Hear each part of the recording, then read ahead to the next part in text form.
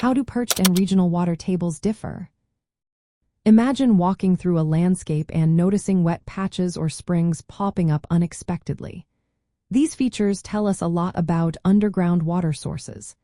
Today, we're exploring how water tables behave beneath our feet and what makes perched and regional water tables different. The main water table, called the regional water table, is like a giant underground lake that stretches across large areas beneath the landscape. It marks the top of the zone where all the soil pores and cracks in rocks are filled with water.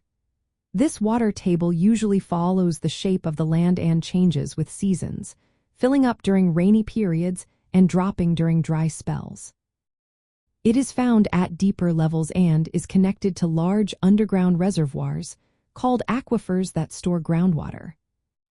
On the other hand, a perched water table is a smaller, more localized pocket of water sitting above the main water table.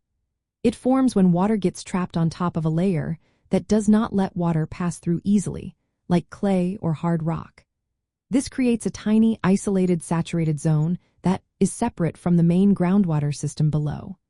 Perched water tables are often closer to the surface and can appear temporarily after rain or snowmelt.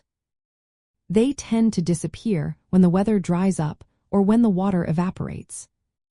The key difference in their location is that the regional water table covers a broad area deep underground, while perched water tables are small, isolated patches nearer to the surface.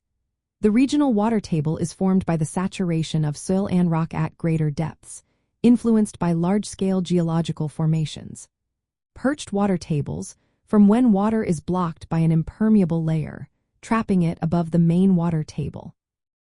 Depth is another important aspect. The regional water table is usually quite deep, often hundreds of feet below the surface, depending on the area. Perched water tables are much shallower, sometimes just a few feet below the ground surface. Because they are separated from the main water table, perched zones are not connected to the larger groundwater flow system.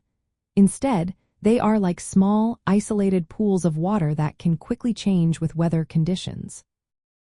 These differences matter a lot when it comes to managing groundwater, building foundations, or understanding local ecosystems.